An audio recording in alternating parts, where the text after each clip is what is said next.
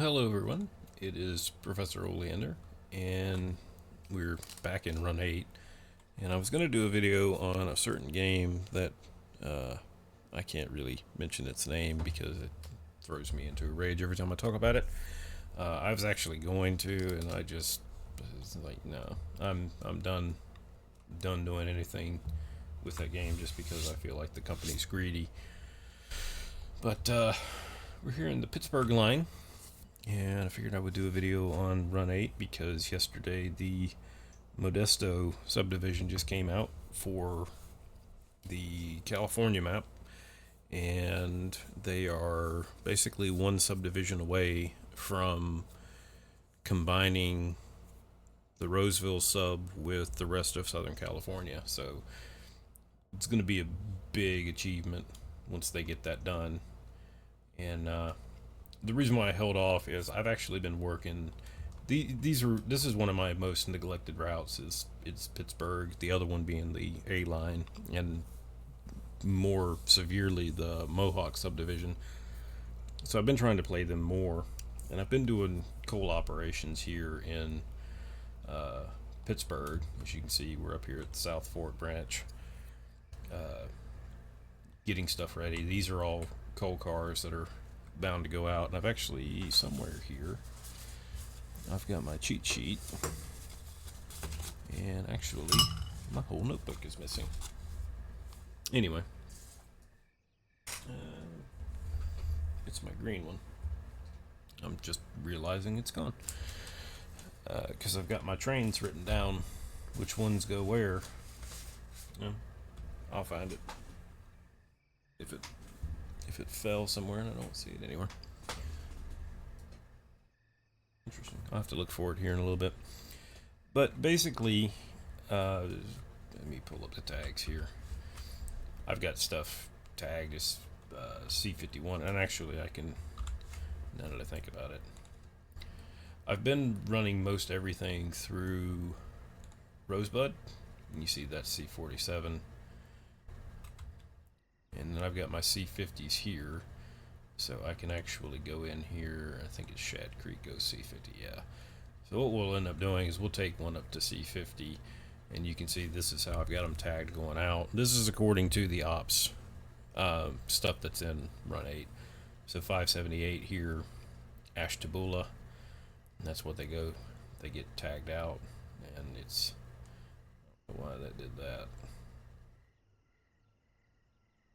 So 84 cars. And that's probably what we're going to run today. Is we'll take what will become the local C50 that will go up to Ashtabula, and you see that we need, or not Ashtabula, it'll go up to Shade Creek. I keep wanting to say Shad Creek because I got Shad Bake on the mind for some reason. So we need 84 cars, and I should have done this beforehand. Let me pull up coal operations here. I think this is it. And let me see if I can get. Well, I can't. I'm just gonna have to read it to you.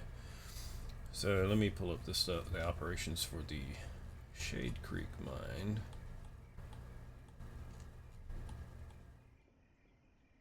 There it is, Central City.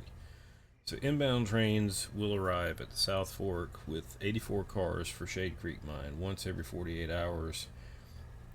Two sets of tracks for loading will hold 42 cars each. The cars will be loaded again and retagged for Ashtabula for train 578 once loaded. Again, like Rosebud Mine, the yard crews will unload the trains and reassemble a unit train for assassination. So I've already got half of the cut that's going to Rosebud there. So we're going to take the full cut of stuff for Shade Creek all the way up. And I can't remember how many units are on this train. All right, 54. So we need 20. What did I say? We need 24. And I'm just going to kind of count here. Let's see. I think there's 24 here on this next track. And easy way for me to find out is to go into train, relinquish, grab this one, and 26. So I need to grab all but the last two. Let's relinquish that one. I've already got this train up here grabbed.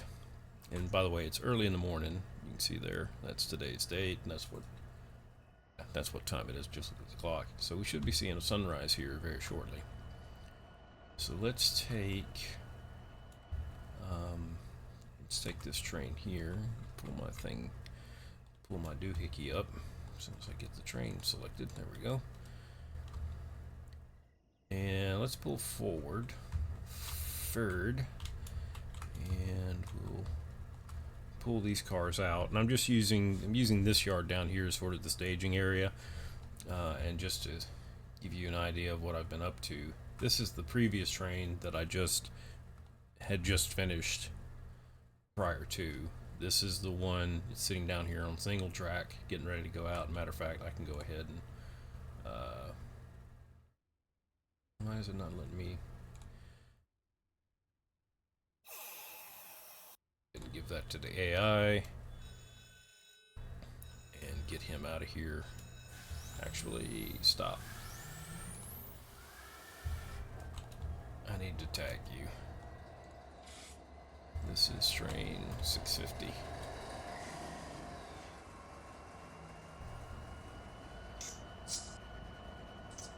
Since he relinquishes, I could have just had him stop, but I don't think it wasn't going to let me retag it. And he's taking his sweet time getting his stuff too. So I needed to retag this train as 570.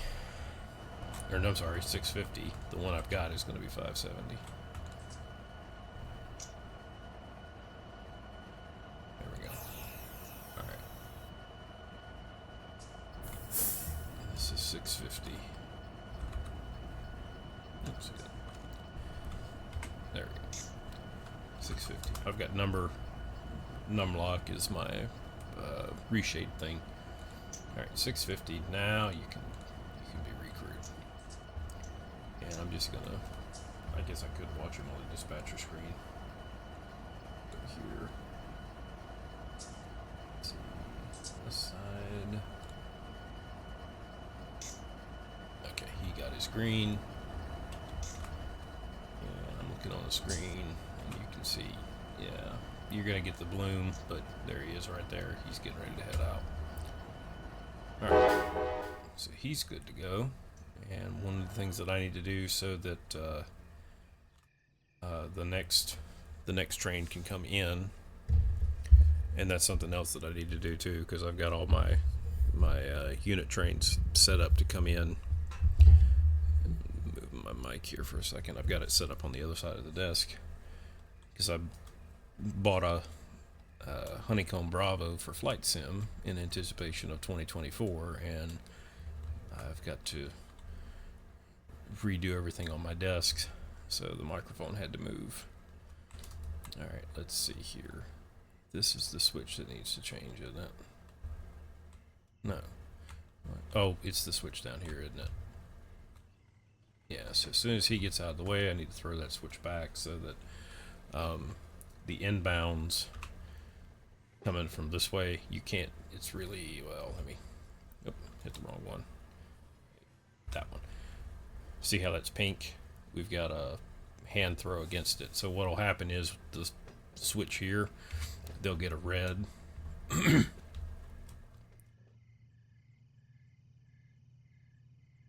So, or not the switch, but the signal.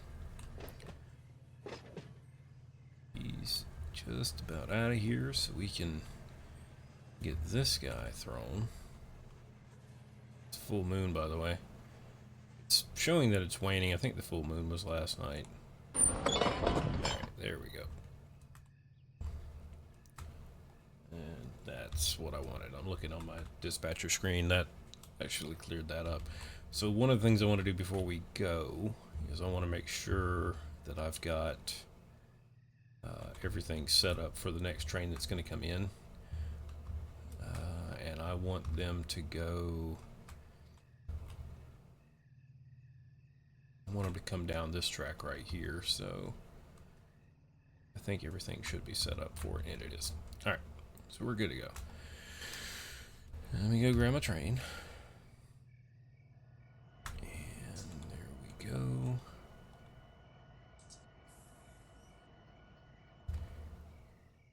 Let's move forward here. So release, handbrake, and third.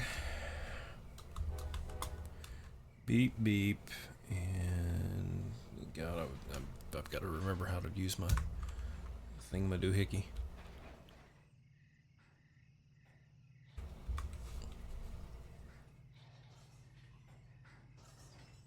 Snatch, snatch, snatch.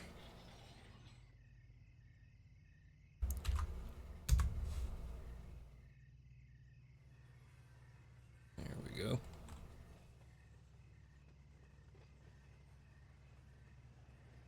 I'm gonna have to look and see how much my HPT is. I'm pretty sure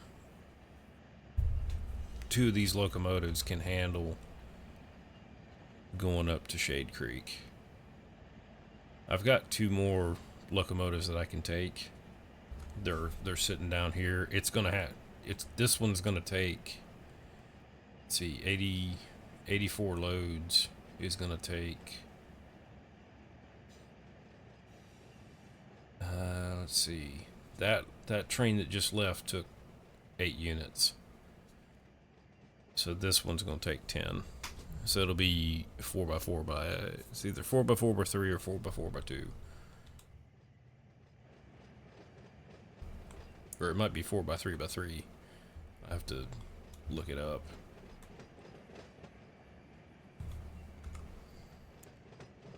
Let's lower on down here.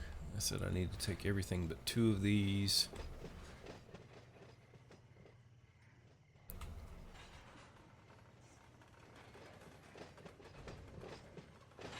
This is a sound pack that I found. It's on the Run 8 enhancement Discord. Pull. I must have went to idle. Oh, don't do that. Don't do that. This is gonna hurt. Maybe. Yeah, it didn't hit that bad.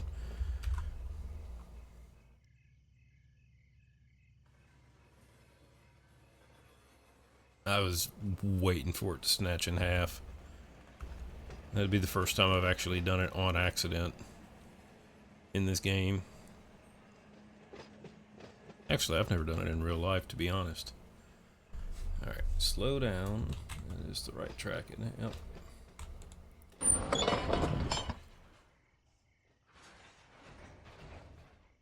Oop, I hit the wrong. Alright.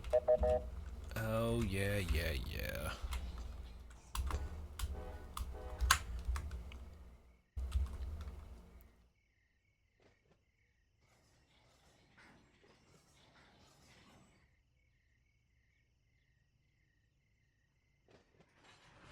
Yeah, when I get this thing hooked together, I want to see what my HPT is.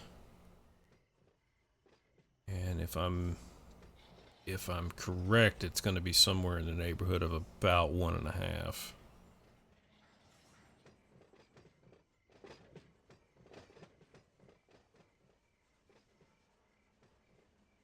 And if I remember right, there's a 2% grade. So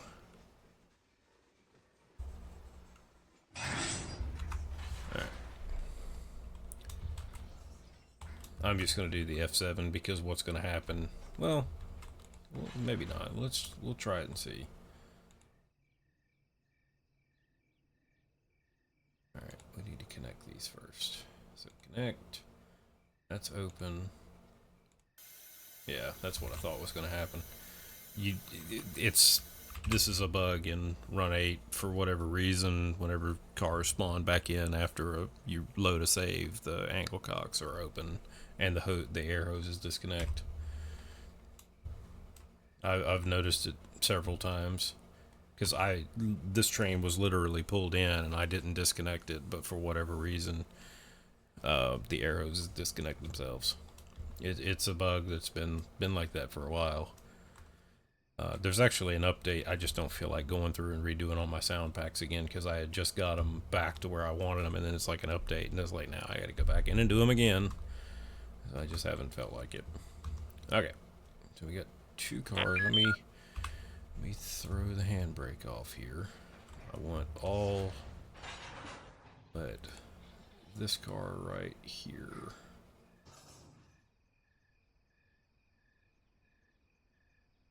No, there it is right there. It's looking me right dead in the face.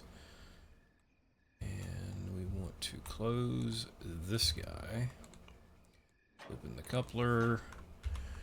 Go ding dang do.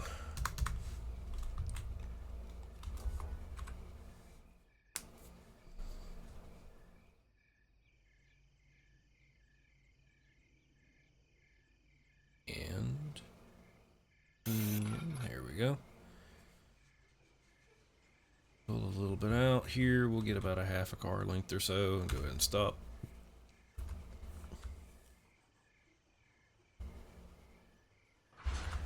That's good enough.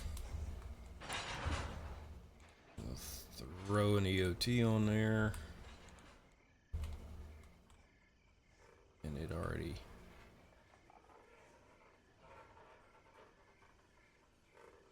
all that slack. All that slack. Gotta love it, man. It's one of the things I love about this game is it just I mean, there's other games that have got slack action, but it's like that's realistic. That's why they will tell you do a wide berth around a car, because if the slack runs out, and you saw how far that moved. All right, we want to open that. So now our EOT here should be. Pretty sure I've got the turbine line in.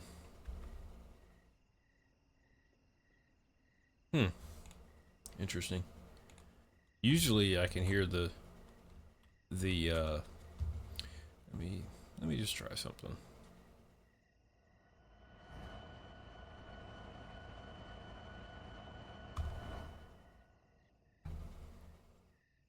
I may have to, that might be a sound file that's not. Oh, there it is. That's weird. I don't know why that wasn't working when I attached it.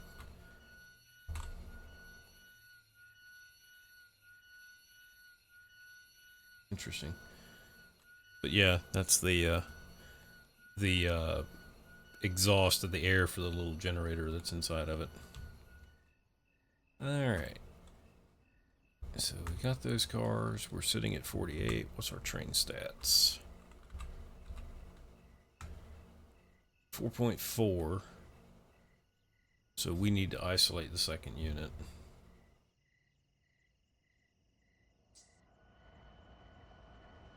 Let's see what that gives us. That's 2.2. That's perfect. That's just what we need. So we can go up with 2 units. The trailing unit isolated, and let me see here. This is, oh man, I'd have to sit down and do the calculation. Let me do this before we even go, so that way I just know what I'm gonna need. So let's copy my train. The loaded stats are gonna be 12012, which gives us 0.7, and we need oh god, what did I have on the other train? I want to say it was 3 something. I honestly can't remember. I mean, I can find out. Find out very quickly. Oh, 2.6. That's what we had. Yeah, 2.6. I'm so glad that they put that in there. So, just kind of looking at things here. I need 2.6, which is going to be... and we'll just use 4,400 as a base. 1.1, 1.5, 1.9, 2.3, 2.6. What does that end up being? 1, 2, 3, 4, 5, 6, 7 units.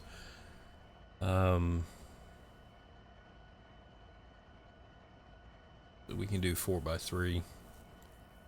I still think it's going to end up being 8.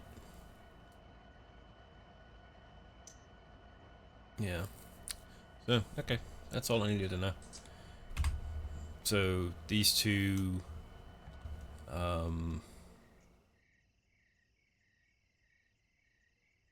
I really need to tack on these two, but I'm not going to. We'll just go up with what's here now, and then I'll figure out what to do with the other ones. Alright, this train needs to be tagged as C50. And we'll do this very quickly. Right. Let's see, C50. And then we'll tag all these cars as C50. There you go. Now, let's get in here in the cab, and let's turn the brightness down on that. You know, these aces are nice, but I really wish they would get a pass on the inside here. Engine monitor, that's fine. Headlights. One thing I do need to do is go up here.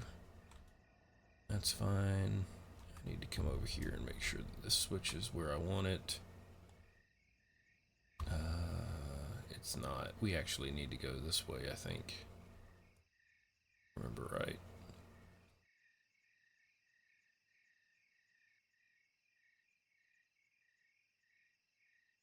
Yeah.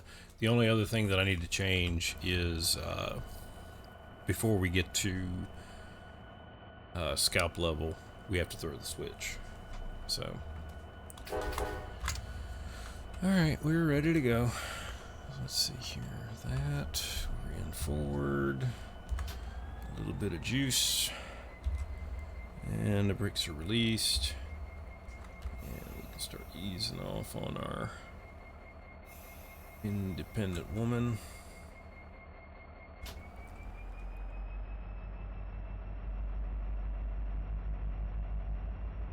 This is also a sound pack too, if you're wondering why this 70 sounds a little different. There we go.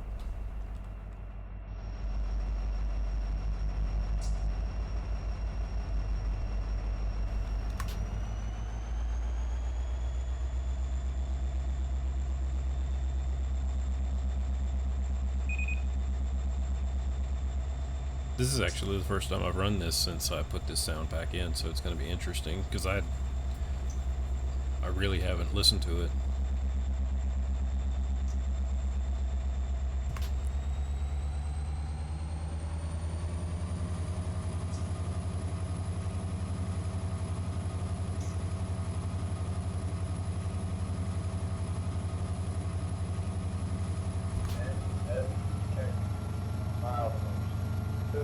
That's a detector sound pack that I added.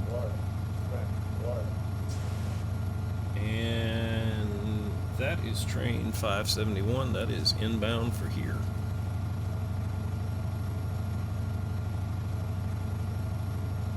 So, let me go back here. I had the inbound set. I need to throw the switch against him so that way he'll stop.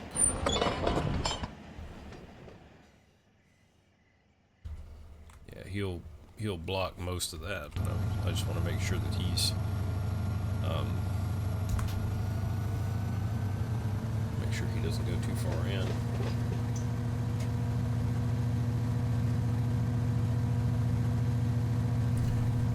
And I already did kind of show you the dispatcher screen. Let me slow down a little bit. Let's see, turn that off. So there's 571 coming in. He's coming into here. 650's going out, and then I've got all these trains running. So this is the busiest that I think I've ever had. This particular route. Okay, you can shut this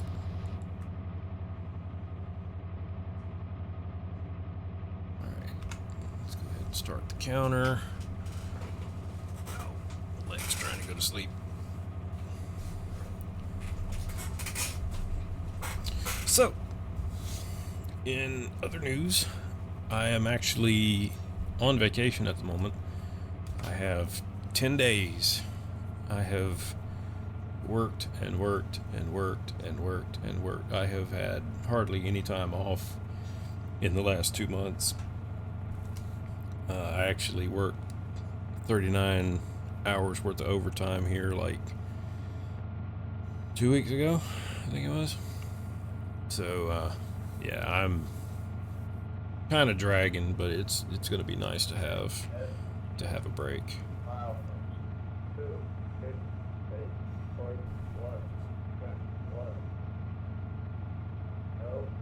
No defects.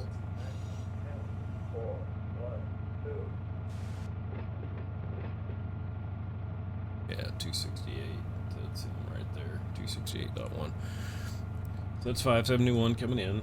So he's good to go. No defects on him. I've never actually heard the defect detector pop an AI train. Curious to even know if that's a thing. But yeah, I've been like stupid busy, and it's just been with work too. It's not like I've been busy with other stuff. It's just like I literally come in, go to sleep. I will come in, go to sleep, get up, grab a quick bite to eat, and then go back to work. And then I come in and do the same thing. And that's what it's been for like the last 2 months. Is eat, or bed, eat, work, and rinse and repeat.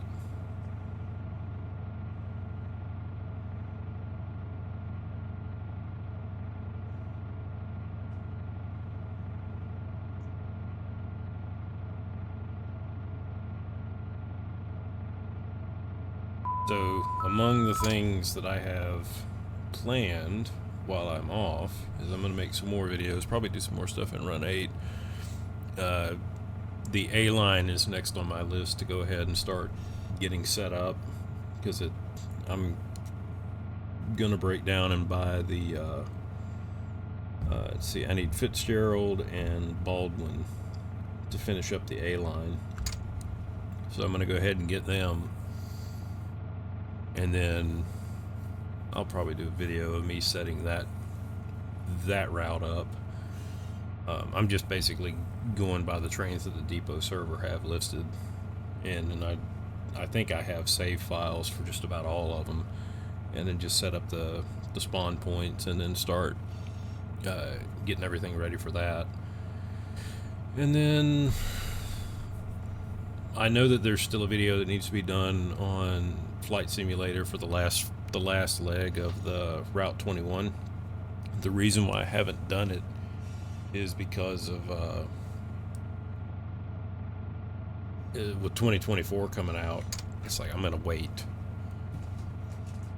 and when 2024 comes out, I'll do the last leg of it on it, because I want to do kind of like a comparison of how they look. So that's sort of the plan with that. And let's see, what else have I got? I've got Star Trucker. I actually broke down and bought it. I wasn't going to, because I played the demo and I was like, it's like, it's a cool concept. If you've ever seen the movie Space Truckers with, is it Dennis Hopper? Dennis Hopper, and I always get these two mixed up. I can't remember if it's Paul Walker or if it's Steven Dorff. And I want to say it's Steven Dorff. And Debbie Mazar, which, I mean, anything with Debbie Mazar is good. I mean, just, it's Debbie Mazar. Yes, I know I'm overspeeding. If you've ever seen, I mean, it's a very, I don't want to say cult movie, but it's one of those that's so, this is so weird that it's good. But it's the same principle. You know, the trucks that are in space, they're basically like trains. They're actually set up a lot like trains, and they have this little highway system set up. And if you look at Star Trucker, and then if you've watched that movie and then you play Star Trucker, it's almost the same sort of motif. The only thing that's missing is the space pirates. But when I played the demo, I was like, this is an interesting concept, but it's kind of like, I don't know how you could make this interesting. And I've watched some videos of it, and I was on the fence, and it's only like $25. And I was like, yeah, okay. So I got it, and I've played it for maybe an hour, and I said, yeah, I could get behind this. It's a very chill game. It has some stuff in there. You can kind of pick how difficult you want it to be, whether you're micromanaging everything, or if you are, if you're playing it more casually, just literally just driving the truck. I was like, I could get behind this. It's got an economy, and it's got little side missions. And I'm like, it's basically either one of the truck simulators, whether it's Euro Truck Simulator or American Truck Simulator. It's one of those in space. That's essentially what it is. It's a little bit challenging too, because you can move. You've got all these different directions that you can go in. It's not just forward and backwards.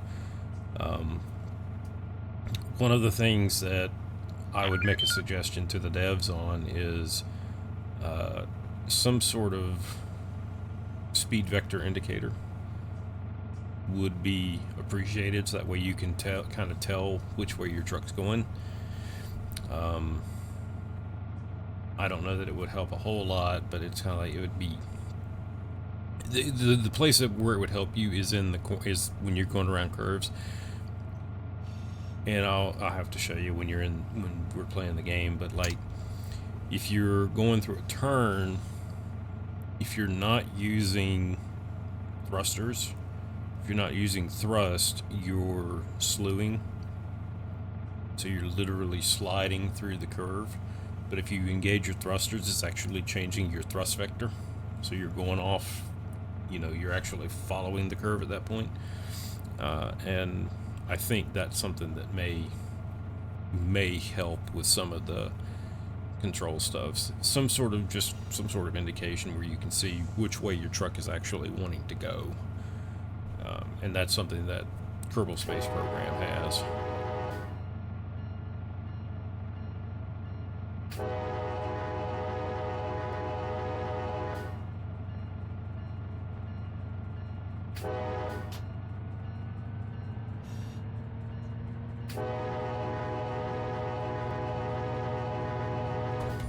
Look both ways from crossing the street. Let's see, let's turn. That's cabin lights. Nope, that's cabin lights. Which one is that? That's step lights. We don't need that one. That's the one I was looking for right there. Alright, it's time to change over to this one.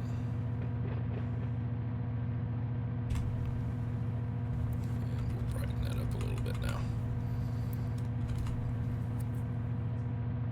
This is, that preset is from the Discord as well. That's, I think that's one that Chris made up. His screenshots don't do it justice. I put it in game, and then all the texture here, the neon green grass is gone. This is it's not a texture pack, but it modifies everything. The foliage is a little different, and so is the grass. It's more muted. Because I don't know where they got that texture from for the grass for this particular route, but Mohawk has the same problem. It is like key lime pie green. It's like nuclear waste green. It is like neon, and it's very detracting. So with the pack that we have and this reshade, it actually works fairly well. And then I think, oops, wrong one. I believe, yeah, this is a retexture. Actually, I think both of those are, I can't remember. And I think these guys are too. I think just, I've redone most of the stuff that's in this game. Oh. I thought that I left this turned the other way. There we go. Almost had to fire myself. I do know that before I get to scalp level, I've got to throw that switch. So.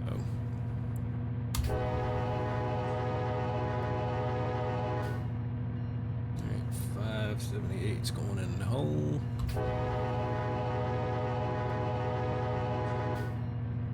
Wake up the good folks of South Fork.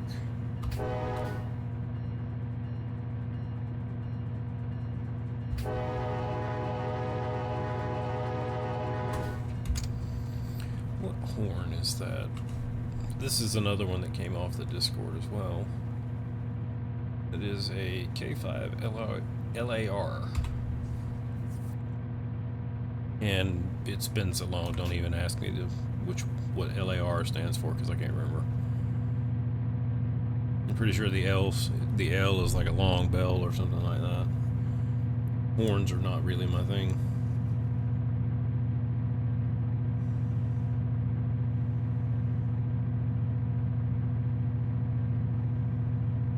Let's see, if I'm correct, when we go wide open, we should be able to hold about 20 miles an hour.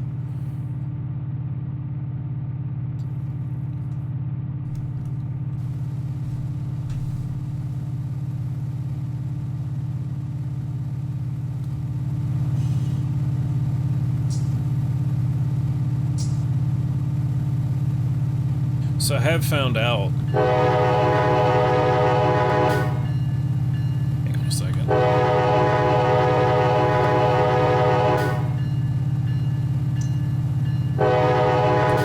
Am I close? Ha! Do it in my sleep. This little bouncing effect here. See how the locomotive is bouncing back and forth? It's jittering. That is actually caused by that. And I've wondered and wondered and wondered why it was doing that. And I just happened to be looking at it one day, and that's why. So I keep wanting to hit escape.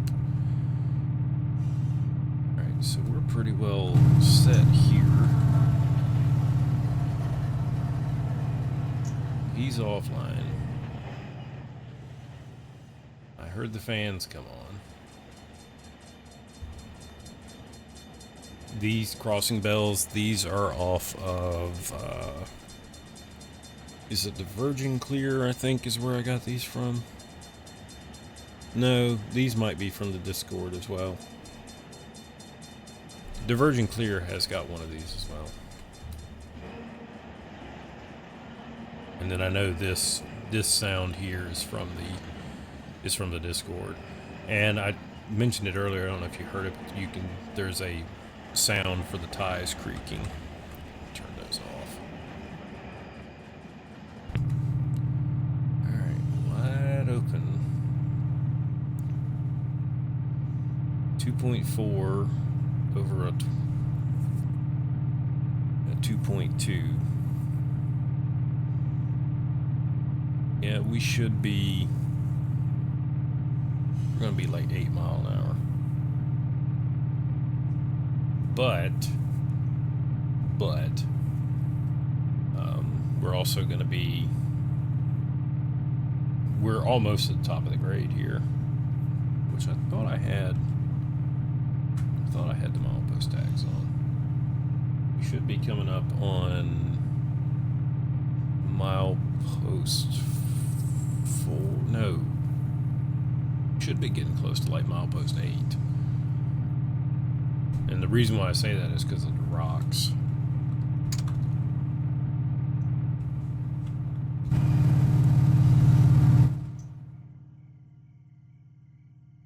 Nope, milepost 7. So we got another mile or so. There's 8. And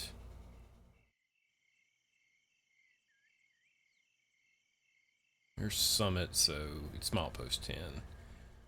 So we get past that. Yeah, this should all start turning downhill. And while I'm up here, I'm just going to go on up to scout level and throw the switch so that I don't forget. 14 scalp level, and we're going to Shade Creek.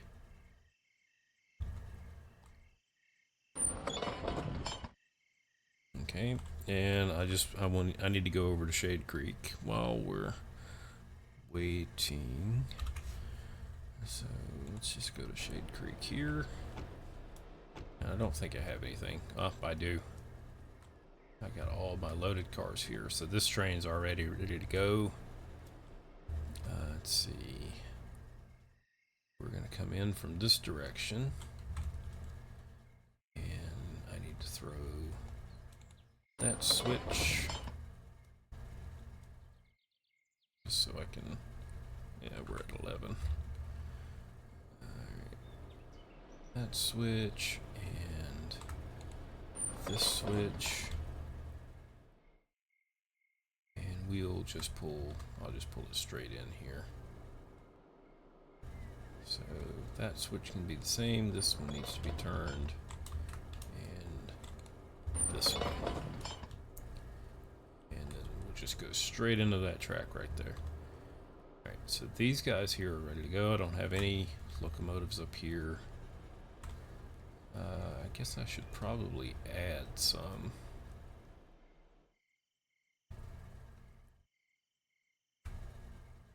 I'll add them back here. What did I say I needed? I need two yard workers, and then I need at least 6 locomotives. Is that right? So let's go ahead and just get that done now. So I want 2 yardlets, and I believe. Let me just kind of look down here. This is another gravity. So we want this to be realistic. These cars right here weigh. Let's see, that's going to be 6,000 tons. This is going to be 6,000 tons. So,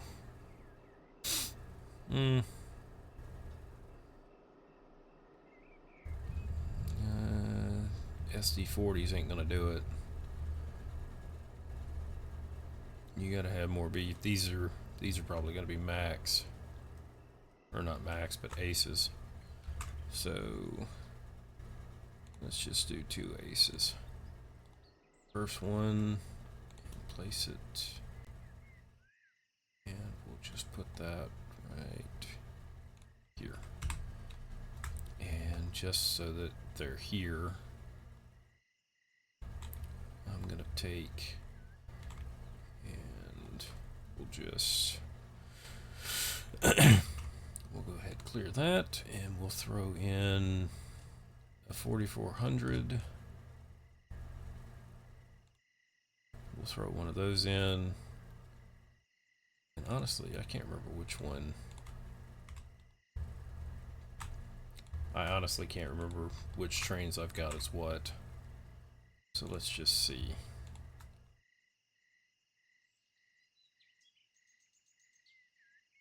Go over here. I've changed texture packs so many times I can't remember which ones are which.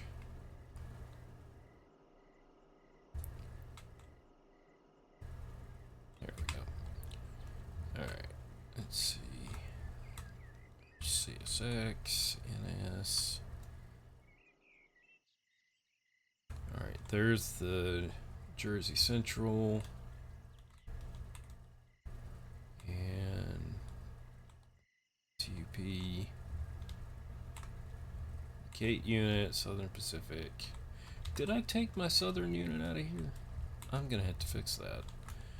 I have to add that back. I can't remember which one it was. I've got the NS Southern Heritage unit, which I have to pull up the Discord and see which one it was. I think it was the Southern Pacific unit. I think that's what it was. It didn't get replaced, so I need to go get that. Yeah, there's just worn out UP. And just while I'm thinking about it here, let's grab all the 40s and see if my RJ Corman unit is still in here. Give it a second. This is the nice thing about Run 8 is it's loading and it doesn't really stutter while it's loading. Alright, what do I got? Somehow I feel like that Corman unit's gone. Nope, it's right there. Okay, so it's here. What else? Anything interesting? I don't think so. There's another RJ Corman unit. Why have I got two? Which... it's a UP, isn't it? Yeah, it's a UP unit. And I think the other one is a CN. I think that's a CN unit. I can find out. Nope, it's Cargill.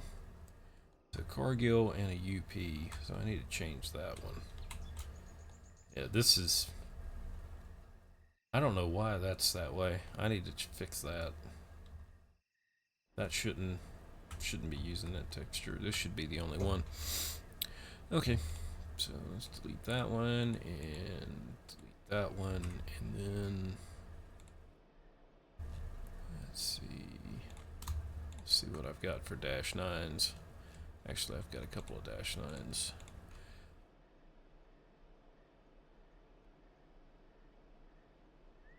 I haven't bought the MP 1500s, and I really haven't felt like buying the dash 9s.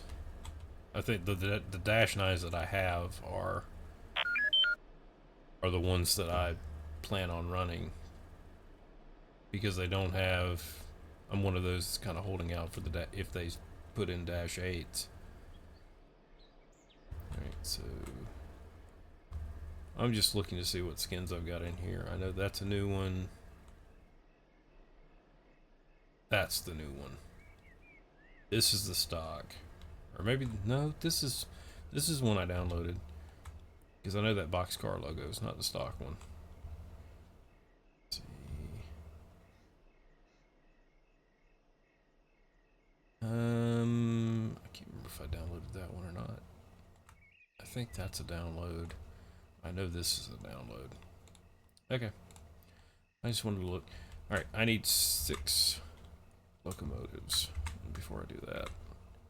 Alright, 10-8, so we're still good. Let's see here. I need 6 of the Norfolk Southern variety. We'll just pick 2 of those and 4 aces. Yeah, 4 aces. And we'll just do... crap.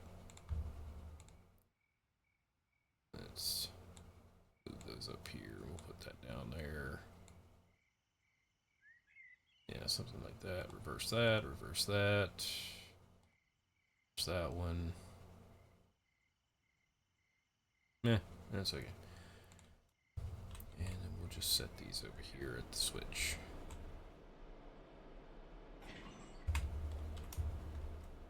Ah, that was why.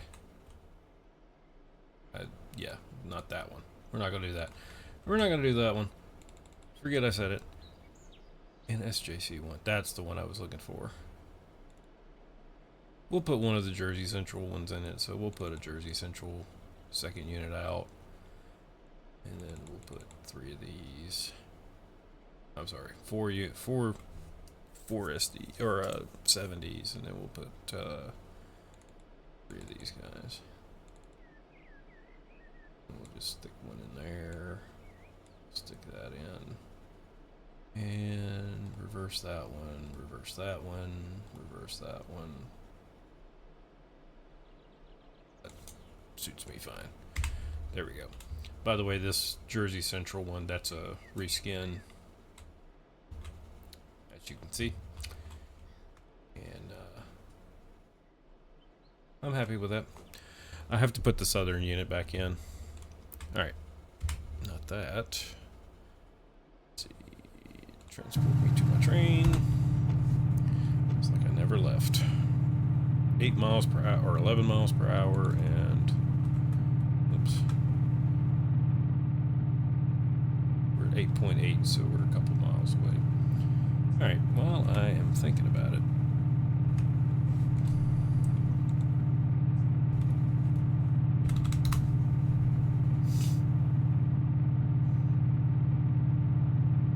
we can load up Discord so I can see which unit that is that it gets replaced with, because I genuinely thought that I had that southern unit in here. And this Discord, it's in a separate Discord that you have to be a member of. Let's see, there's SoCal. There it is. That replaces the SP. So I'll have to get that one. And it's a 4400, so we'll do that. Matter of fact, I should have downloaded that right now. Well, I'll get it later.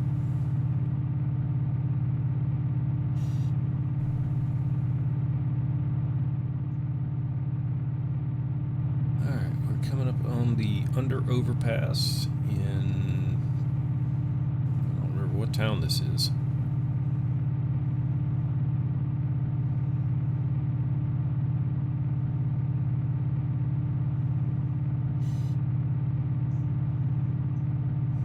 So this is sort of, it reminds me of the Roseville sub,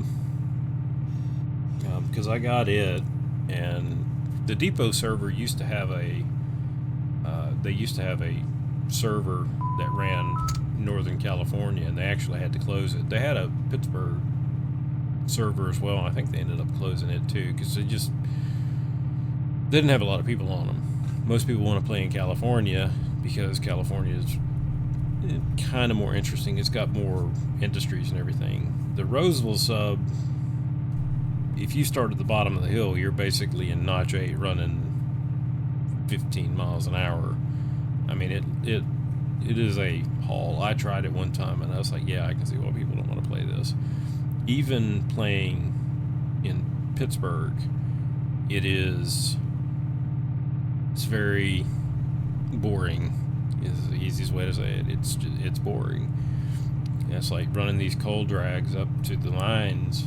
I mean, we're pretty much running this prototypically about what they would run. Our speed limit's 20. If I brought that other unit online, I mean, yeah, I mean, I could sit there and go 20, but why? Why would you? You don't really need to. I mean, if I put this in, if I brought the other unit online, we'd be running in like Notch 3. And I've mentioned this before, these locomotives run more efficiently when they're in Notch 8. So, if you've ever heard them talk about, well, they overload the trains, well, that's part of the reason why. They overload them, because that way they run wide open. Because they run far more efficiently if you have them running wide open. And even transfer trucks, same way. They have just enough load on them so that you're pretty much wide open. That's just how diesels work. They make the most power when they're wide open, so you want them to run wide open so they're in their power band. And same principle behind locomotives. You want them to run in their power band, so you load them down, and this is actually the top of grade right here.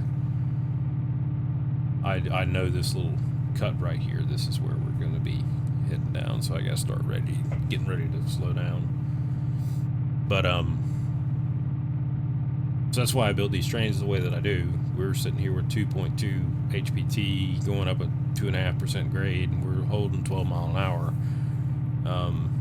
And like I said, we only need to go up to milepost 9, and then we'll start going down, and then I can hold 20 pretty much the whole way. We start at milepost 4, so we go 5 mile an hour, or I'm sorry, we go 5 miles at roughly 12 mile an hour. We go from 9.5 to milepost 14. Where's it 15? 15. Where we get to scout level, and then we go from scout level. It's pretty much, it's an uphill climb, but it's only like 1.5 on the way to Shade Creek. So alright,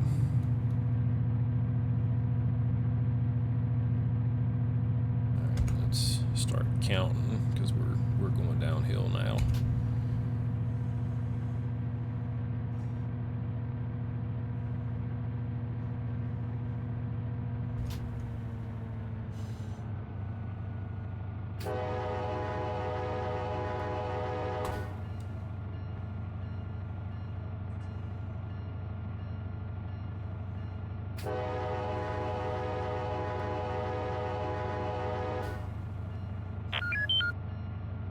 Probably went down just a little bit too early.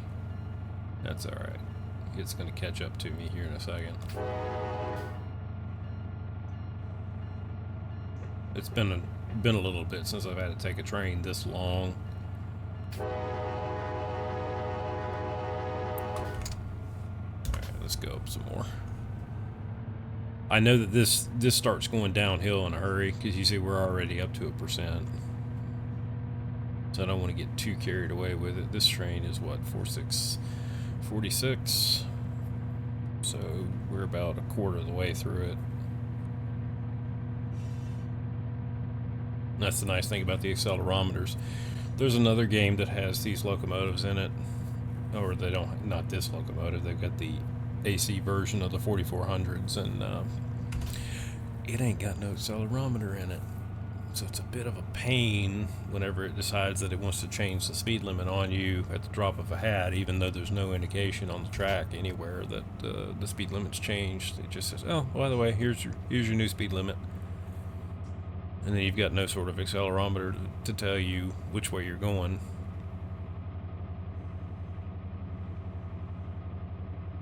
Alright, we're coming up on halfway down. So this train should start picking up some speed pretty quick.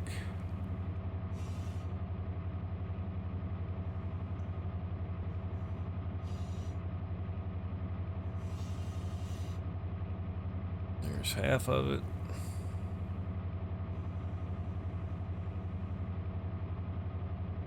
It's still holding.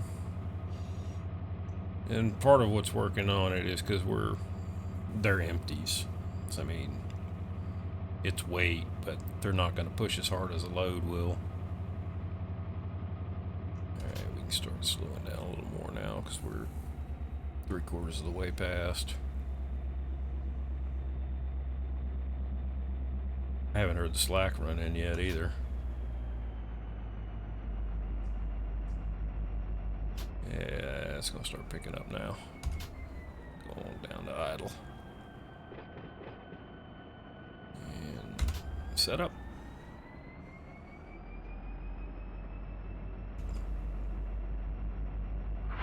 There's the slack.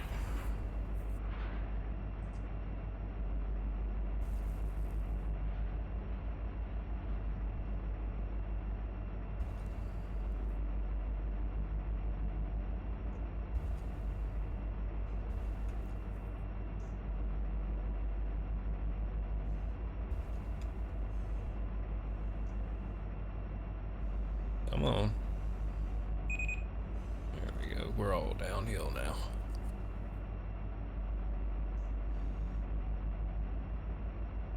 I think we'll end up running in number 4. Get it down to about 18.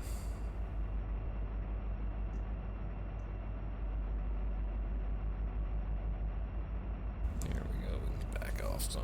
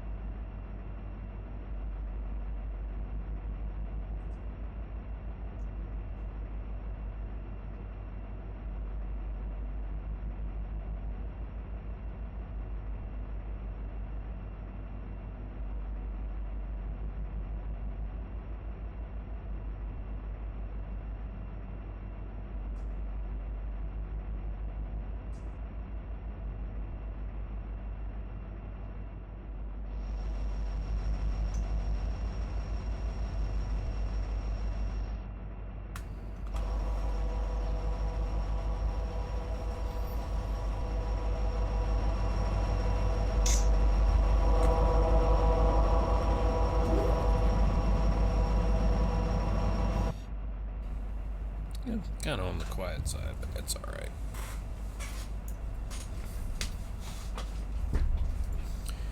If I had the 4400 online, it would sound like a hairdryer back there.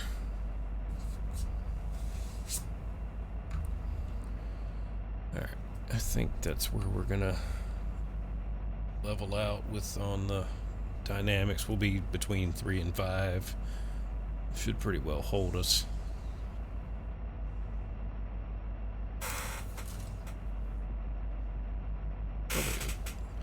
Probably a little bit brighter outside than it should be.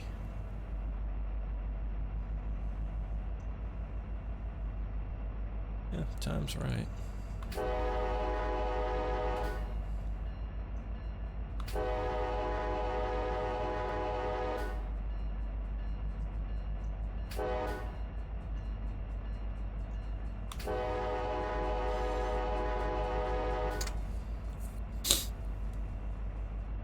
One thing, see how the sun is moving around on the window?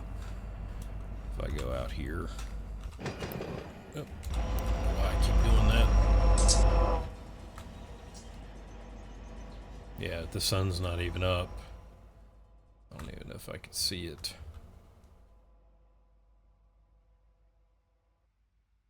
Yeah, I don't even see it. But yeah, see, there it is right there. I think the sun is like over here. I mean, I could find out which way are we facing. 226, so we're facing west, so the sun's behind us, so the sun is like right. It's like off that way. But we've already got the thing for it. That's, yeah, it's just one of those things. It's one of those run 8 quirks. I know this game's not everybody's cup of tea, but if you want an actual simulator, this is what you play. Because, I mean, there's another game out there that has simulator in its name, but it's not. It's gotten better. I mean, I actually I was going to do a video on it before I decided that I was going to do Run 8, and I played it a little bit. The units that are in there, they're 44 C4s, so they're the AC version of this, and it's better. The physics are still weird. Every time I play that game, I'm like, it just feels weird. There's just something about it that just does not feel right. Whereas with this one, I don't know, maybe it's because I'm used to it or whatever, but it's like I play this and I'm like, this just there's something about it that makes it feel like it's the way it's supposed to. I don't know if it's the sounds. I don't know if it's the way that the locomotive actually behaves, but it's just like everything here feels the way that it did whenever I used to be in the seat. If it makes any sense, it feels, everything feels right. You know, the way that the, now granted I'm using sound packs, but like listening to the ambience of the locomotive thumping, and because I've got headphones on with the windows closed, that's what it sounds like. It's just, you just hear this kind of, just like what it sounds like right there. So just that, you can almost feel the cab shaking. That's what it felt like. The other game, you got the windows closed and it sounds like the motor's right there beside you. It everything just feels wrong.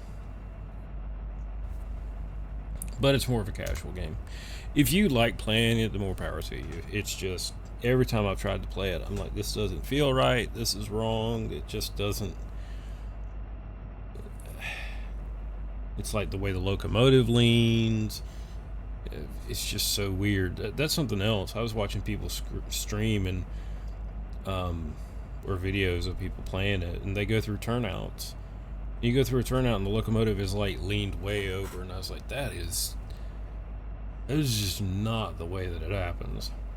Like right now, I've got the C-stick modifier, or the C-stick multiplier up on this engine. We're going 20 miles an hour, and you can just barely see it kind of bobbing.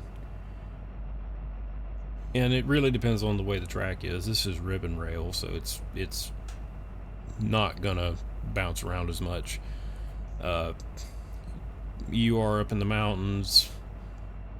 There's such a thing as rail running. It wants to run downhill because as these coal trains are coming down the hill with the dynamic braking, the actual adhesive forces of the wheels are actually dragging the rail with it. And plus you've got gravity pushing against it too, because the wheels they're literally trying to spin backwards on the rail. So you're dragging the rail downhill with you whenever you bring a train with you. That's why they put rail anchors in the place. So you get rail run, and then if it lays out in the sun, obviously it expands and contracts. So the road never really stays flat. It never stays in one position. It's always just kind of morphing. So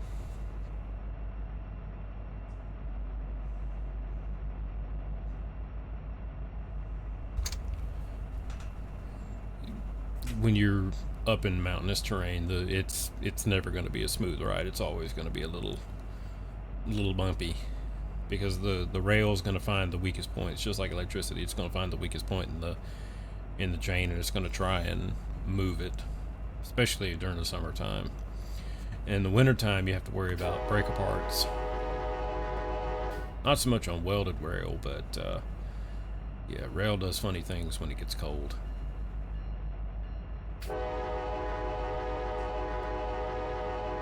We actually had a pull apart several years ago. It was actually the first one I ever had to deal with, because it was never anywhere where it was that cold. And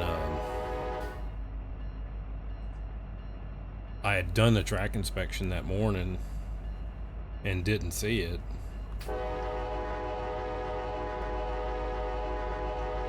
And somebody called up and said, "Hey, you've got a pull apart here." Actually, no, we weren't running that day, so I hadn't done an inspection. It had been a few days since I'd been out. But we had a contractor up there, and he said, "Hey, you've got a pull apart here." And sure enough, it went up there, and it had broke. It had probably been broke a couple days. Now, I saw there were 2 crossing signals. Yeah, it might have been they might have been put there by mistake. I didn't think there were 2 crossings here.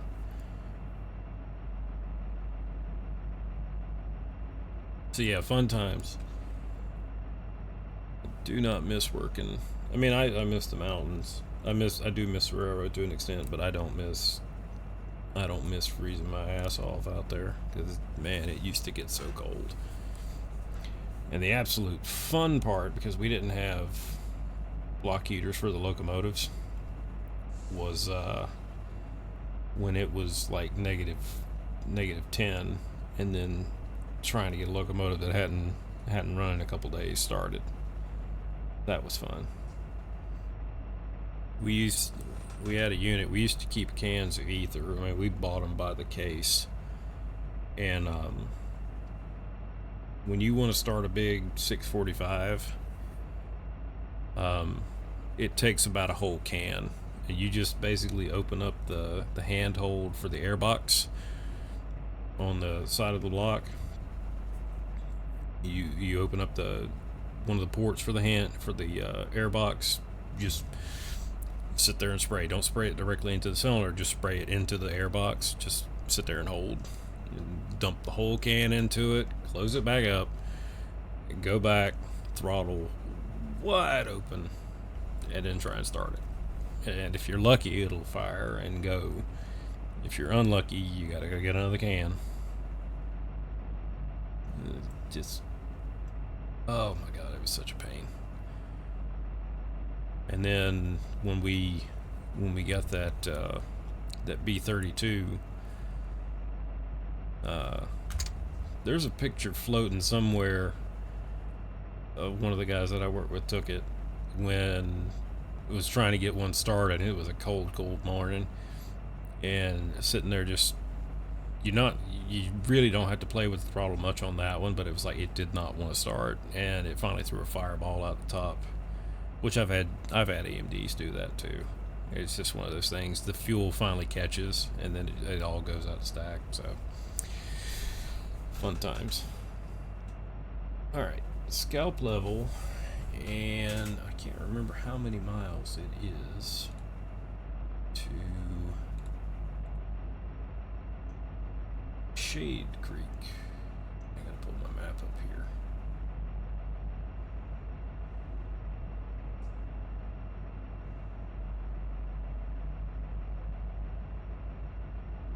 If the thing will load.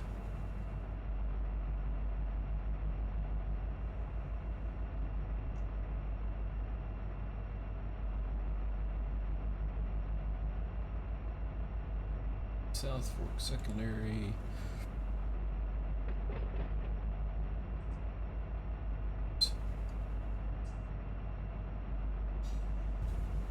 Alright, so there is the cutoff at scalp level. But we're about, it's 14.3, so we're about 14 miles away. Central City. Rosebud is, I can't remember how many miles it is. I don't have the grade chart for this thing either. So we're about, let's see, it's 20 all the way, 14, so we got about an hour to go.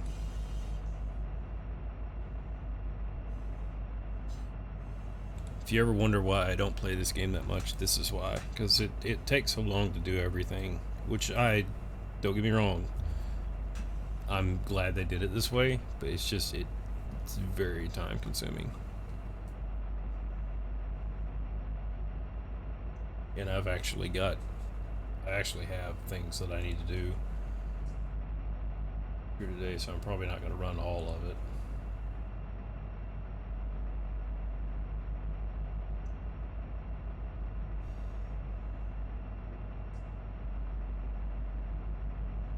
Among the things that I need to do is actually, early voting here started yesterday, and I'm gonna probably go and knock that out today so that I don't have to deal with it.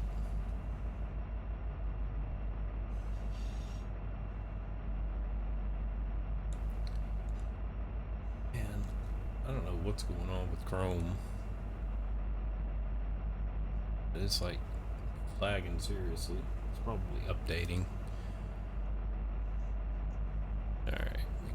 backing off, get down to about 3. Let's see here.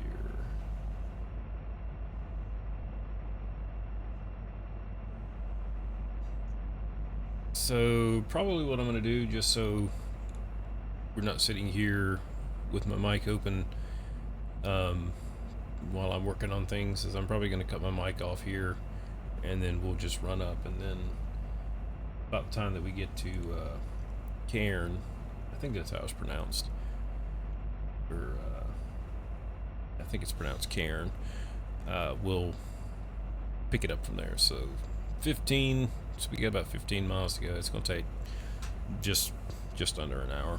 So unless something interesting happens, and then I'll turn the mic back on. But enjoy the ride.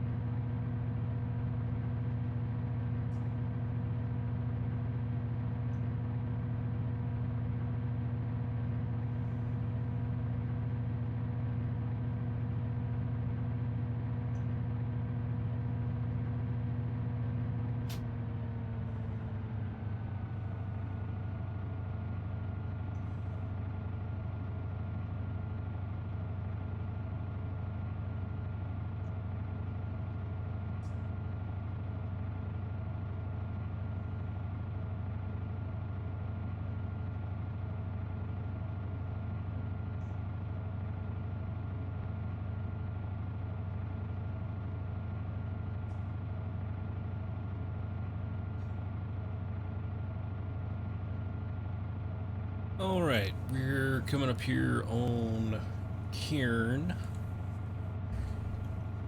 Arn, Karen. I think it's pronounced Cairn. But it could be like Schuylkill. It's completely pronounced differently than the way it's spelled.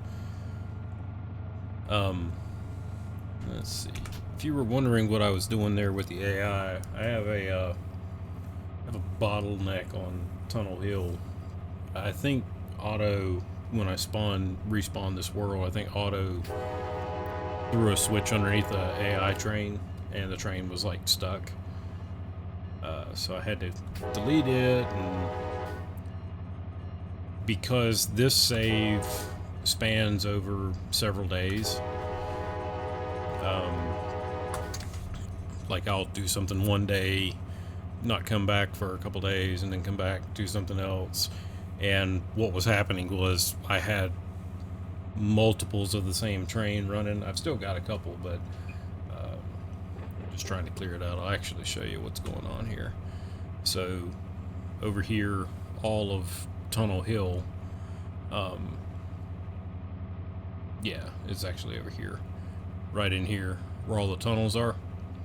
I had this huge bottleneck, and it was like trains weren't moving.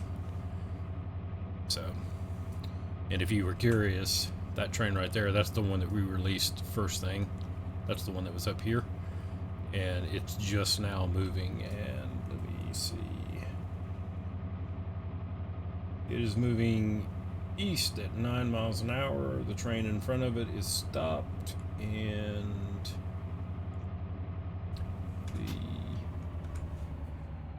let's see here. Yeah, the train in front of it stopped because the train on main 2 is clearing, and that is, I believe that's an intermodal. That's 14G, which I think is an intermodal. Actually, no, 14's a manifest, if I remember correctly.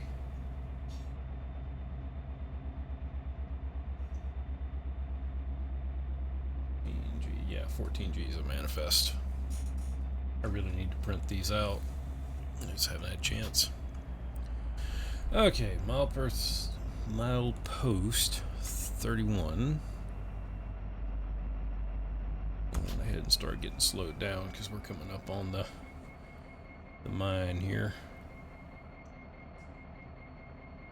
It's actually been a while since I've taken a train up here, and this might be the first time that I've taken one to Shade Creek. I know I've gone to Rosebud a couple times, so, but everything should be lined up for us to go straight in. So, got about 3. Well, we're not quite a half a mile to go. When this route first came out, I was like, it was meh. I never really got into it, but then the more that I've kind of looked at coal operations, it's like, yeah, this is kind of interesting, the way that's done. I'm sure they're going to expand on this some more. I am looking forward to eventually getting Modesto, but I really want to do the A line. I have, between the A line and the Mohawk and Selkirk, that's probably the most neglected lines that I have, and it's like, I really need to play those. The A line you can pretty much get out and run, which you can in certain parts of California too, but the A line's made for running. It's relatively flat because, Florida, start running into hills the closer you get to Atlanta. I'm actually curious to see if they actually try and tie East Coast and West Coast together. If they do, it'll be the first time outside of like a flight simulator. I can't think of any other game that does 1-to-1 that ties such distances together. Like I said, outside of a flight simulator like MSFS or BCS World.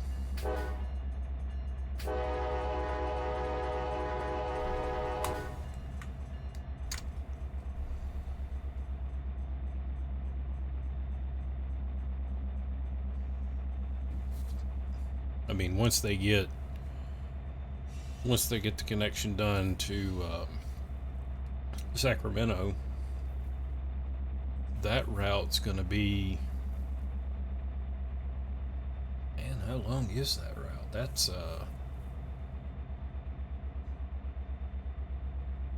got to be at least 400 or 500 miles. I think that's right. Yeah, because you mean you're going from. I'm curious now. Easy way to find out is to look at the map. Let's see here. I want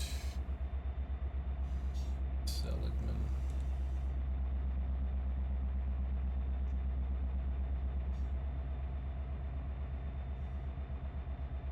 Alright, Seligman starts at milepost 427, and they don't have Modesto up yet. So let's see here. The next one's Alhambra.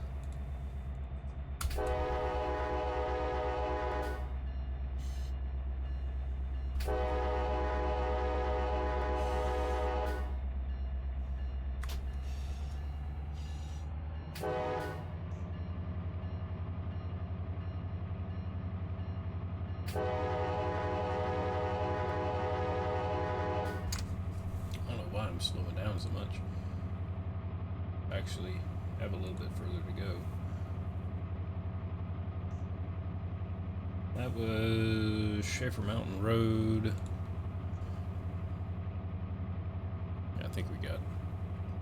I was looking at 31.3. I think it's actually closer to 33, so we got a little bit further to go. Alright, let me see here. What I was looking for.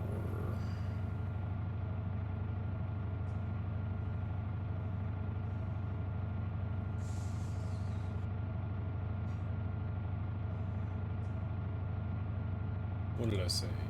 427 to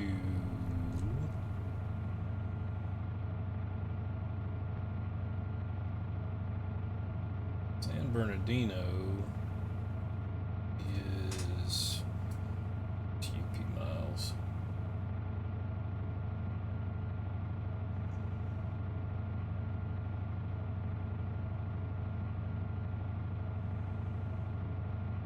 There's almost 300 miles right there. 165 is Fullerton.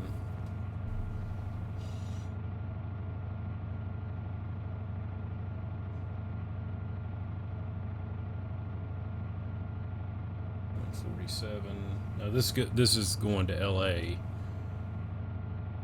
So 147 before LA. The last marked milepost is 143.2. So from Seligman, which starts at 427 to 143, so you're talking about almost 300 miles just there. And then add Bakersfield on top of that.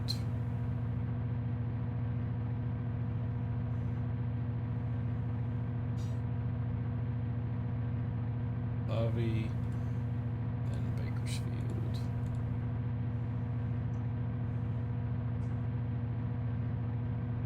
And then outside Mojave, which is, where's Barstow?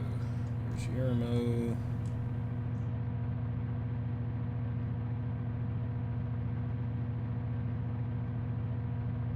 Okay, here's Barstow. So from Barstow, from Hut, CP Hut, which starts at 749 and goes to 895. Or I'm sorry, 889. And then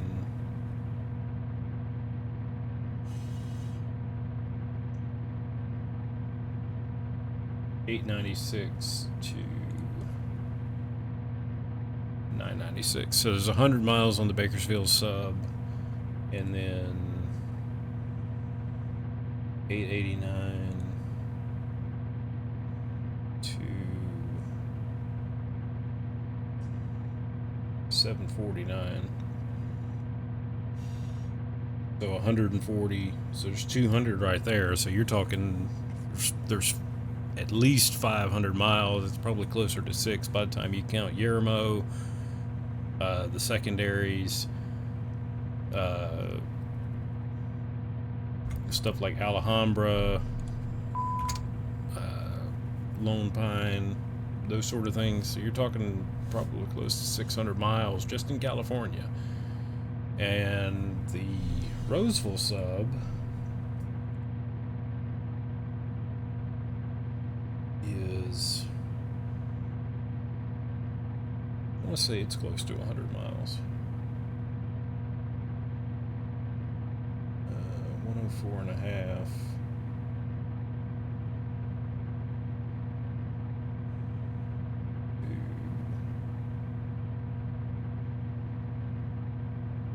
To 253.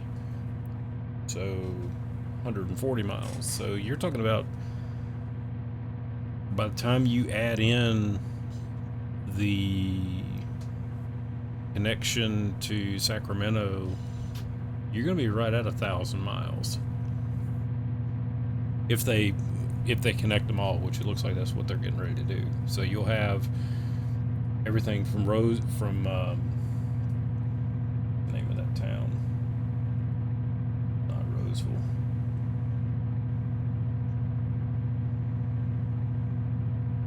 Sparks. So you'll have everything from Sparks to, let's see, Sparks to Yermo would be connected.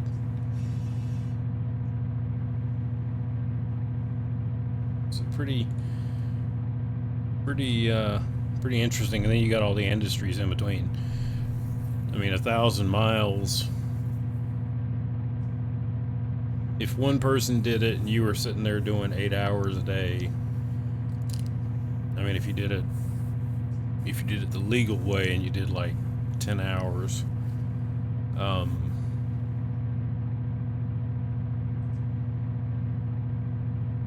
let's see. I'm just trying to do a rough estimate of how far you could get. If you did a 10-hour, if you started from the east and you went west, you could make it to Bakersfield. I mean, certainly you can make it to Barstow. I think you could make it to Bakersfield in one shift. And then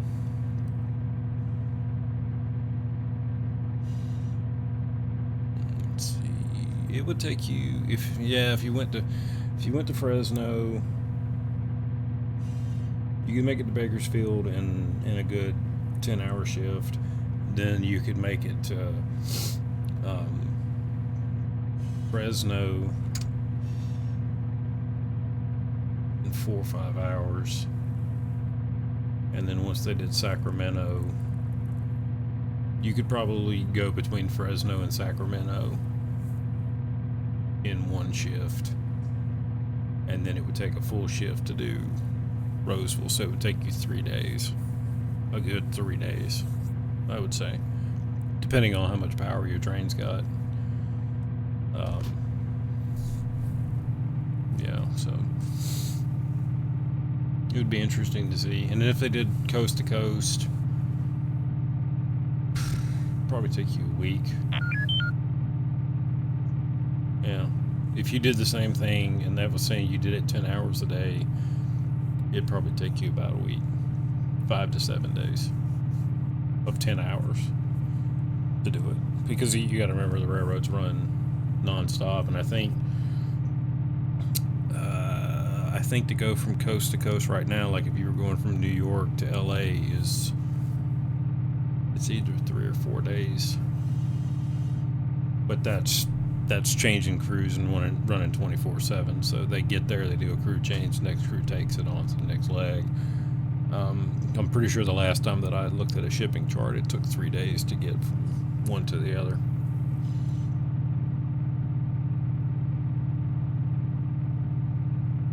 And that's saying that they don't have to yard it or anything. That's like the shortest distance. Because a train can probably cover,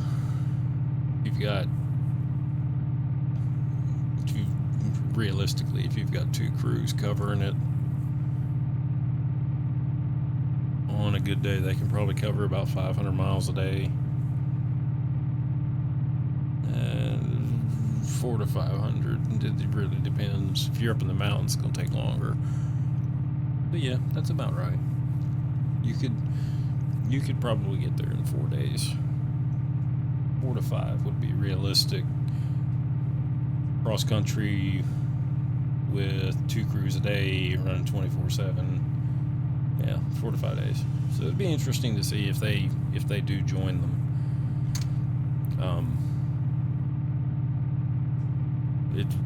Who knows how long it'll take them to do it, because unlike California, the railroads in the east are a little bit...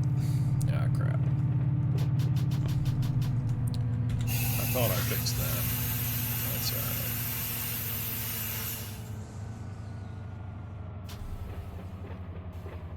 I could have swore I threw that switch. But, anyway, we'll just back up and pull it in. I must have had it thrown and didn't look at the points. Because there are some switches that are like that in this game. Let's go ahead and release it, let it roll back.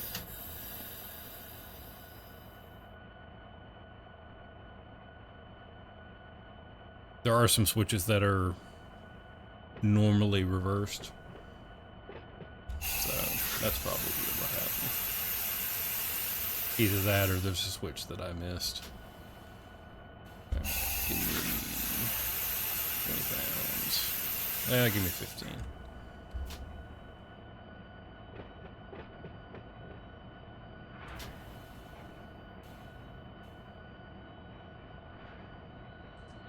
Yeah, I see what I did. That's actually the reversed route. When I looked at it, I thought the reverse route was this way, but that's the normal route. It's all good. Caught it before I hit it. There we go. I'm going to blame it on a yardlet anyway, so it doesn't really matter. Alright. Off. Never happened. I didn't see anything. You didn't see anything. I'll deny it even if you say you did.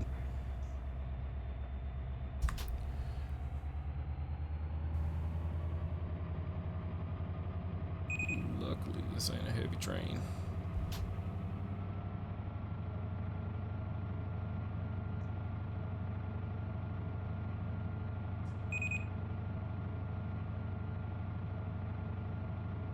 Let all the slack run out. Alright, that should pull on.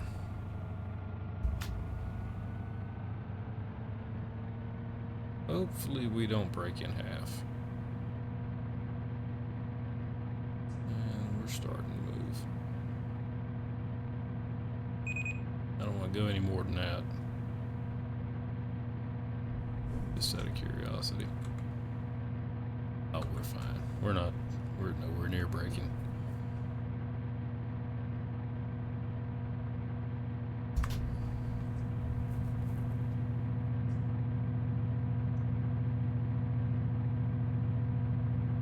Actually, I think I see...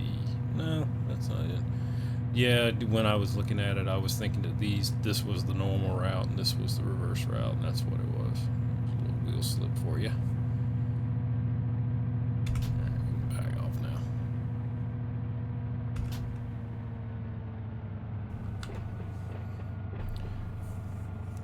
Anyway, I don't forget what I was saying now. Oh, unlike the railroads out west, because they're quote unquote newer, the railroads in the east tended to be not quite so direct because the terrain's a little different here. So yeah, there's no like direct routes. I was actually looking at it last night because I was curious what it was going to take to go to connect like south of Atlanta to Arizona And you would think you go up to Chattanooga and then cut across to Memphis, but it's like, no, the more direct route is to go through Alabama and Mississippi. But it's up and down. If you ever wonder, if you look at an Amtrak coverage map, there's like this whole void around West Virginia because of the mountains. There's only like one or two ways to get across. So yeah, it's not a direct route. You kind of go up and then down, and you go south into Louisiana. It doesn't cut not quite straight across. You're making these huge swings north and south to get across the state. Whereas if you look at the map for the lines that are out in California, it's almost more direct. But like going to Alabama is not that hard, but then it cuts south after that, and it's just you'd be making a lot more. It's going to take a lot more subdivisions to go from east to west than it is to go from west to east, because they really don't start. I think it's once you start getting past Texas, that's whenever things start getting a little crazy. And part of that's just because of there were so many different railroads back then. Everybody kind of did their own thing.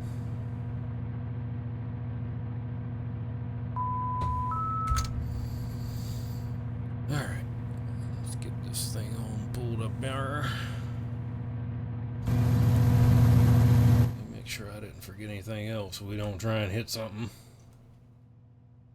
That's lined. And I gotta make sure I don't slam into this guy. We got our relief locomotives, which I'm probably gonna redo this consist here.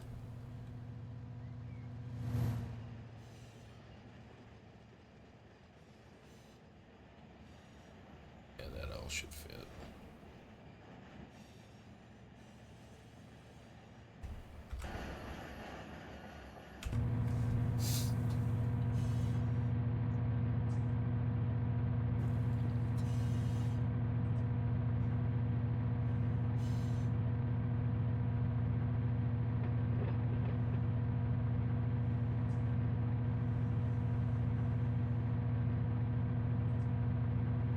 Can't tell if they're doing construction outside, because I know they're remodeling several houses around me, so it's like there's always construction going on. I keep hearing something like a jackhammer.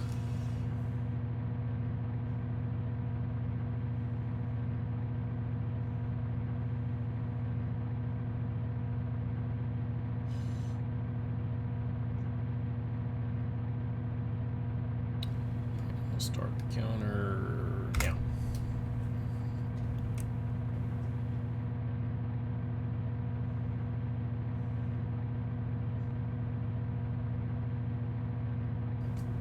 I don't have the map that I'm using doesn't have the siding distance. I can guarantee you it's not gonna fit. We'll crowd into this switch.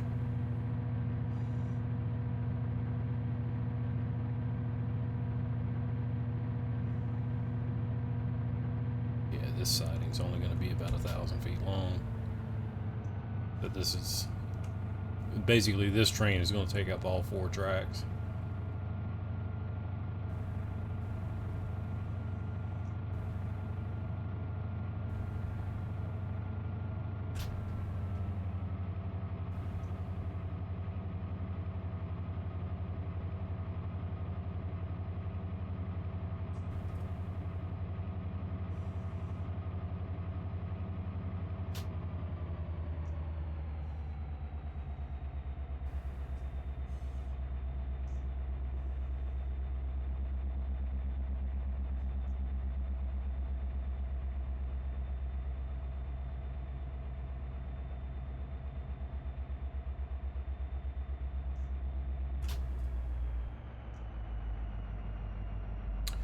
And we'll start getting some breakage on.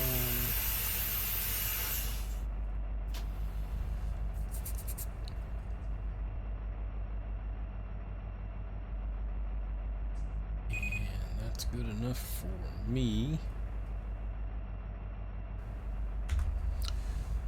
And independent all the way on. Neutral 2. Done. How much is left down here? Oh, we cleared the switch, so that's what's important. So basically,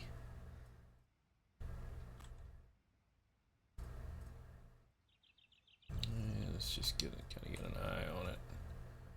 Yeah, this train's going to take up all 4 tracks, is what it looks like. This track here is probably about 1,300 feet. And this one's probably 10 to 11. This one here is probably another 1,200 footer. And then this one here is probably about 15, is what it looks like. Well, if you go to that switch, it's probably another 12. So yeah, it's going to take the bulk of them.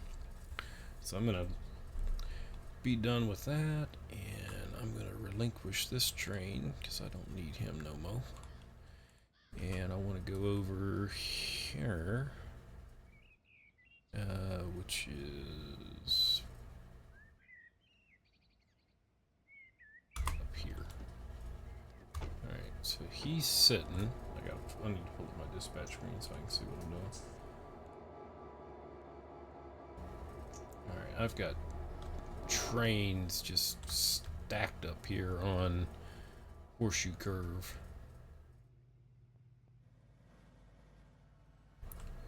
Alright, intermodal's moving.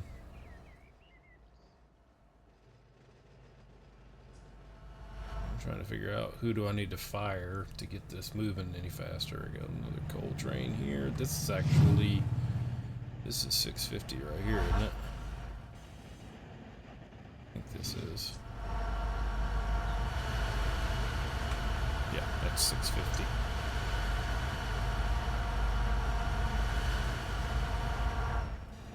So this is the train that we sent out this morning. He's just now making it through Horseshoe Curve because he's been sitting there. And then we get this manifest. This is 14G. No, it's 11K. Here's 14G. He's gone. So I got 650, 20R, and 10A stacked up.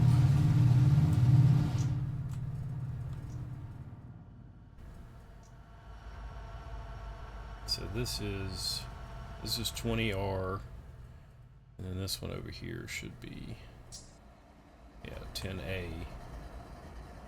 and he's on visual rules.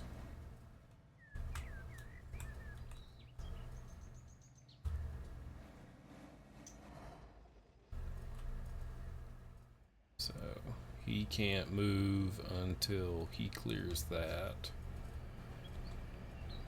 Theoretically, he should be following that.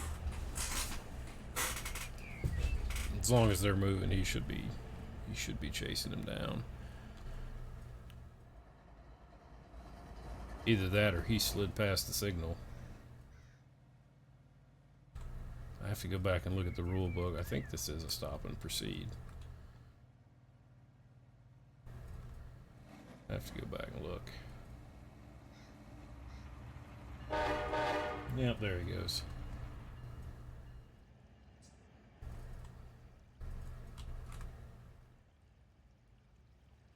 Alright, so he's moving on now. He'll get down to this signal and stop. And 11K is coming on up.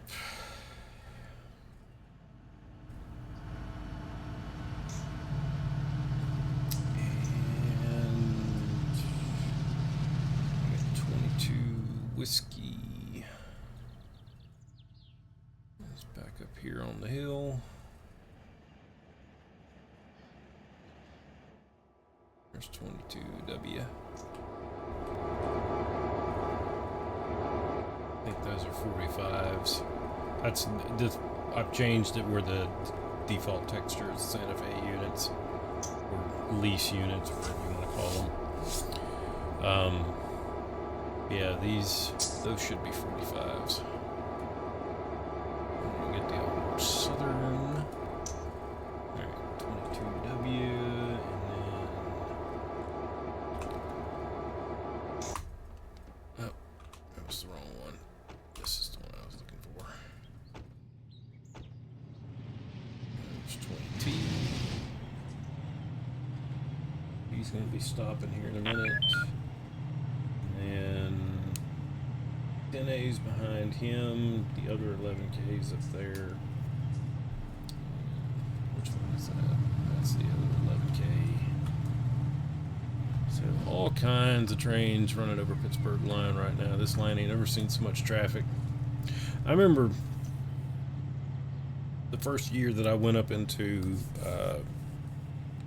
Kentucky, up around Blue Heron, the place where they call the Rat Hole. I mean, it was busy, and that's probably been not quite 10 years ago. It's just like Roanoke. It was like, man, you didn't have to wait more than about 10 or 15 minutes when a train was going by. And the last time I was up in Roanoke, the whole yard had been closed. They were using it for storage. And I think now they went from like 2 or 3 trains an hour to you might see 2 or 3 trains a day. It's probably a little bit busier than that, but it just the way everything's changed.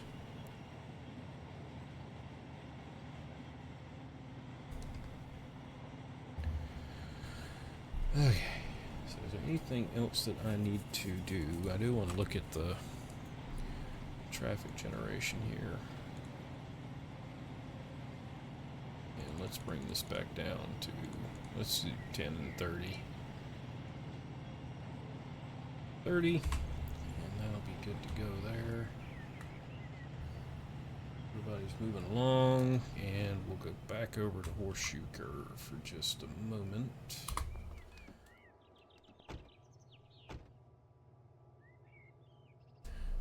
Alright, he's waiting. He's still moving. 11K's tackling the hill. Which detector is that? That is probably 241.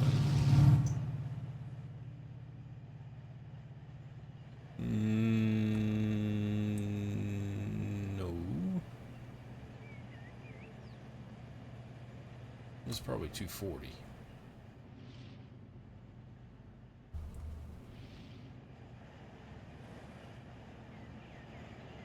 I don't know which detector that was. Because there's 2 of them like right here, so. Actually, that might be 245 because it was real faint.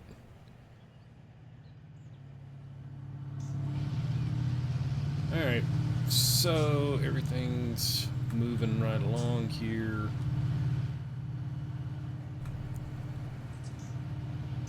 He's running, he should be running 15. I can't see the screen.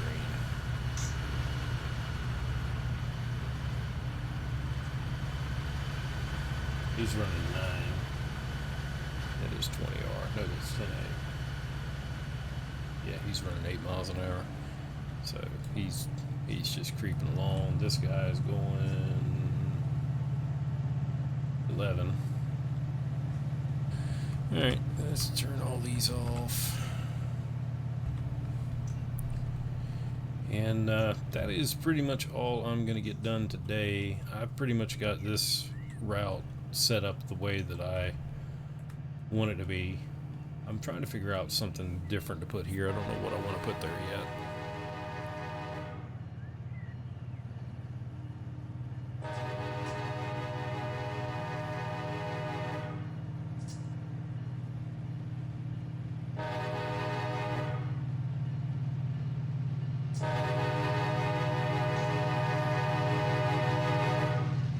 But this route, ever since I've worked on it and kind of got trains squared away and have a lot more traffic on it, it's gotten more interesting. So I think I'm done with it for a little bit. The next thing I'm going to work on is start getting the A line set up for traffic, and going ahead and getting Baldwin and Fitzgerald put in, so that way I can have the full route that's available now. So that's all I got for this time, and I think this evening I might play Star Trucker, kind of see how I feel once I get everything done, because I've got a mess of stuff to do today. So I will see everybody next time.